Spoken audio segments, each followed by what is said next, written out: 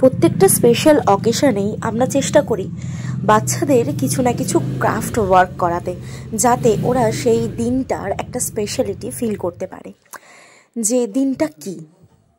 তো এই রিপাবলিক ডেতে আমি চুজ করে নিয়েছিলাম এই বাচ্চাগুলোর জন্য ইন্ডিয়ান ফ্ল্যাগ। কিন্তু এই ফ্ল্যাগটা করতে হতো ওদেরকে গাঁদা ফুল দিয়ে।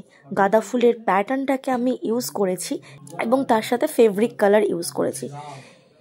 এরা যেহেতু একদমই ছোট ছিল, তাই আমি ওদেরকে ফার্স্টে দেখিয়ে দিচ্ছিলাম কিভাবে করতে হবে, তারপরে ওরা কিন্তু নিজে আস্তে আস্তে করছিল। তো লাস্টে যে আউটপুটটা এসেছে সেটা দেখতে পাচ্ছেন আপনারা সকলেই। তো এই ছোট ছোট বাচ্চাগুলোর এই সুন্দর কাজটা আপনাদের সকলের কেমন লাগলো অবশ্যই কিন্তু কমেন্ট করে জানাবেন।